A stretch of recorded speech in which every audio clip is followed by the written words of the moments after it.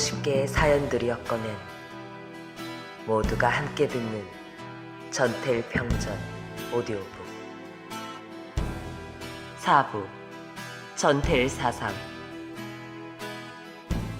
37화 번민. 산타클로스를 믿어라. 행복의 신, 긍정적이며 낙천적인 그리고 활동적인 인생관. 얻는 것은 지불하는 노력보다 훨씬 크다. 매우 곤란한 처지에 부딪혀도 실패가 두려워서 하던 일을 포기치 말라. 여하튼 사람은 자기 자신보다 위대하고 강력한 어떤 것의 존재를 믿지 않으면 안 된다. 자기 개인의 힘으로는 자기가 바라는 바를 달성하지 못한다. 인생의 건축기사로서 사람은 그 일에 온갖 정력을 퍼붓지 않으면 안 된다. 물질적으로 1달러도 못 나가는 육체까지도. 위의 구절들은 전태일의 모범기업체 설립 기획서의 앞페이지에 적혀있는 구절들이다. 죽음의 예감으로부터 도망칠 수 있는 데까지 도망치고 싶어서 그는 행복의 신, 자기 자신보다도 위대하고 강력한 것의 존재에 매달렸다. 그리고 그 행복의 신이란 모범기업체 설립자금 3천만 원을 그에게 선뜻 던져줄 기적의 독지가를 말하는 것이다. 그러나 그 행복의 신은 끝내 그에게 미소를 던지지 않았다. 1969년 말부터 1970년 초에 걸쳐 그는 일기장에다 때때로 제품 개통에서 성공을 하려고 발버둥치지만 내 인생의 기점에서 나는 걷는 에너지가 모자라 애태우고 있다라든지 차디찬 폭풍은 발버둥치는 매달림을 비웃는다 라든지 하는 따위에 낙서를 휘갈기곤 했다. 이제 그는 그 행복의 신을 스스로 찾아 나서야 했다. 전태일이 3천만 원의 자본금을 구하기 위해 어떤 노력을 하였던가는 상세히 알 길이 없다.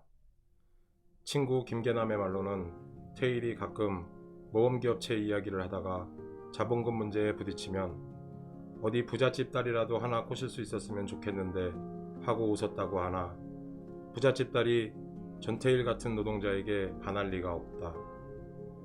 어머니 이소선 씨의 회고에 의하면 태일이 대구에 내려가서 친척들에게 자본금 얘기를 한 일도 있었다고 하는데 아마 하도 답답해서 그랬을 테지 되리라고 생각한 일은 아니었을 것이다. 한 가지 전태일이 오래전부터 유력한 방법으로서 구상하고 있었던 것은 한쪽 눈을 사회에 봉사해서 자본주를 구한다는 것인데 이것은 자기의 눈알 하나를 빼서 실명자에게 기증함으로써 그 사실이 신문에 보도가 되면 그 신문을 본 독지가가 그의 사람됨을 믿고 투자를 할 거라는 생각이었다. 1970년 3월 24일 당시의 중앙일보 사회면에 어떤 실명자에 대한 기사가 난 것을 보고 전태일은 그 실명자 앞으로 다음과 같은 편지를 보내어 자기 눈을 각막 이식 수술용으로 제공하겠다는 제의를 하였다. 형의 불편을 조금이라도 감하기 위하여 제가 취할 수 있는 범위 내에서 생각했습니다. 인간으로 제한된 능력의 한계를 처음으로 인식하면서 자비로운 배려로 두 눈을 주신 여호와 하느님 아버지의 은혜에 감사드리며 저의 한쪽 눈을 김형께 드리겠습니다. 형님과 저 사이의 조그만 일이 사회를 위해서 이로운 행위가 될 것을 바라면서 속답을 기다립니다. 1970년 3월 23일 전태일 올림. 추신 3월 26일까지 회답을 기다립니다. 이 편지는 겉봉에 노란 반송딱지가 붙어 되돌아온 채로 전태일의 일기장 갈피에 보관되어 있었다. 이런 노력들 외에도 방대한 사업계획서를 작성하였던 그의 집념으로 보아 그는 3천만 원을 구하기 위하여 모든 방법을 다 써보았으리라고 짐작된다. 그러나 결국 모두가 허사였다. 사업계획서를 작성한 지 얼마 지나지 않아 그는 모범기업체 설립이라는 꿈을 결국 포기하고 말았다.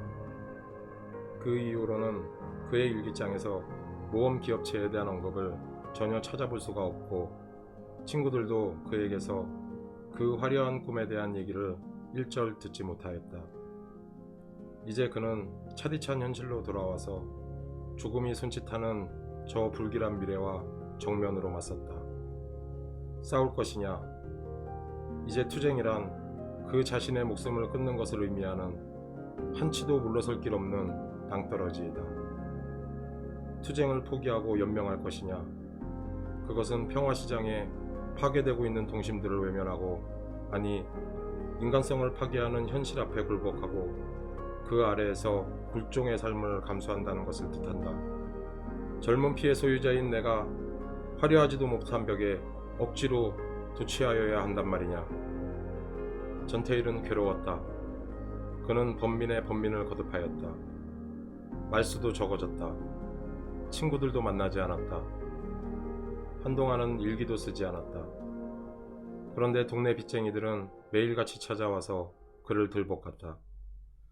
어느 날인가는 한 빚쟁이가 전태일에게 남의 빚을 내다 쓰고 안 갚는 놈은 쥐약 먹고 자살하는 게 낫다고 저주를 퍼부었던 일을 그의 어머니는 아직도 잊지 못하고 있다. 1970년 5월경에는 시청에서 무허가 건물 철거반까지 파견되어 나와서 그가 살던 집을 헐었다. 당장 잠자리는 있어야 하니 전태일은 어머니와 함께 낮에 헐렸던 집을 밤이면 다시 지었다. 블록과 나무 판자 몇 개로 얼기설기 조립한 집이니 하룻밤 사이면 다 지을 수 있었는데, 짓고 나면 바로 그 다음 날이나 혹은 2-3일 뒤쯤 또다시 철거반 차가 들이닥쳐 다 부셔버렸다. 이렇게 그의 집은 7번 헐렸다가 7번 다시 지어졌는데, 그동안의 전태일은 다소 생계를 되찾은 것 같았다. 그는 철거반이 와서 힐난하면 법이 어떻게 되었든 살기 위해서 집 짓는 것이니 죄될 것 없다고 항변하곤 하였고, 한 번씩 헐렸다가 다시 지을 때마다 안방을 점점 더 크게 만들었다고 한다. 어머니가 까닭을 물으면 앞으로 노동자들이 모여서 회의할 방이니 크게 짓는다고 대답했다. 그러나 이러한 사이에도 전태일의 범민은 견딜 수 없을 정도로 깊어져 갔다. 봄철이라 피복 제품의 성수기였음에도 불구하고 그는 이제는 남대문, 구로동 등지를 돌아다니며 돈벌이를 해볼 생각도 하지 않았다. 머리도 몇 달씩 깎지 않아 덥수룩하였다. 그의 4월 말경 어느 날 그는 어머니에게 뻔뻔히 집에 앉아서 밥 먹고 있으려니 견딜 수가 없다고 하면서 엠마누엘 수도원 원장에게 이야기해서 거기에 좀 가있게 해달라고 부탁했다.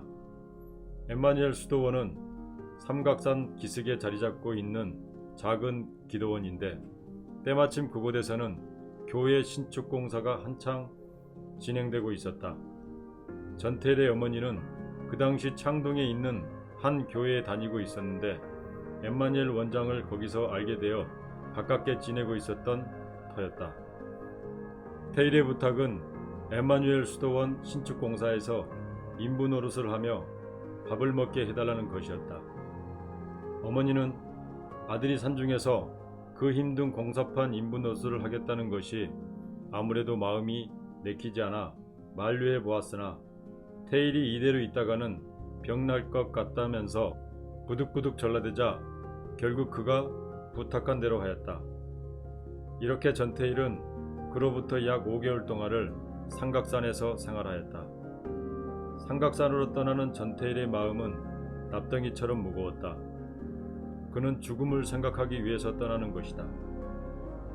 이 당시 그는 이미 자신이 죽을 경우를 가정하여 유서까지 써놓은 뒤였다.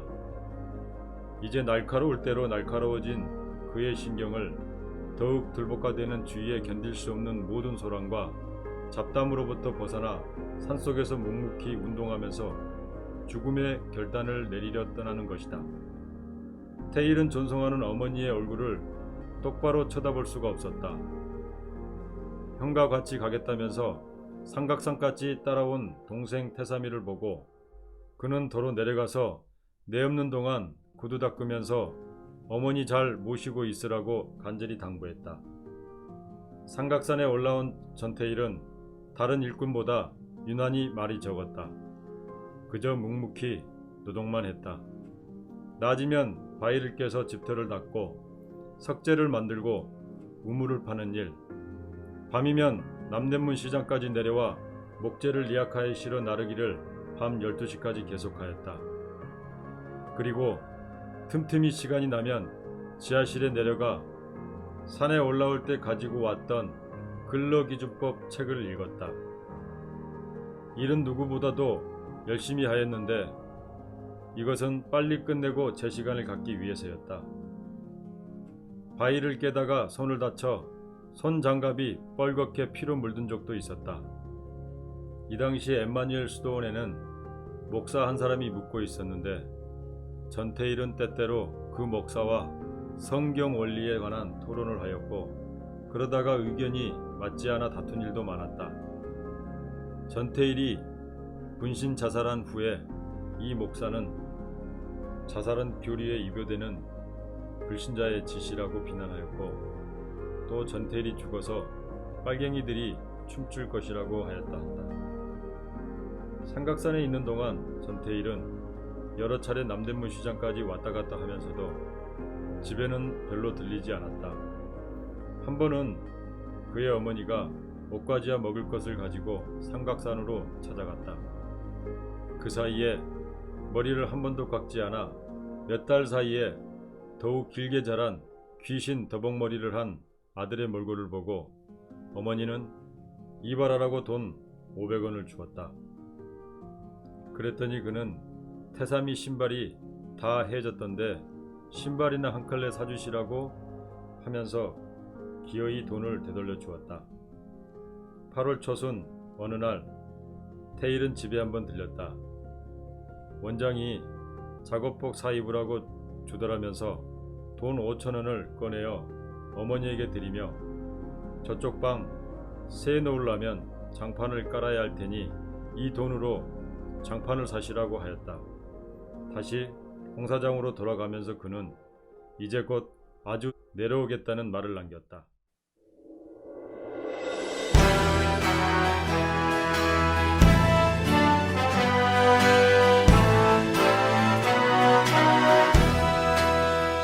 전태일 50주기를 잘 기념하는 방법. 모두가 듣는 전태일 평전. 제작 민주노총 서울본부. 후원 전태일 재단.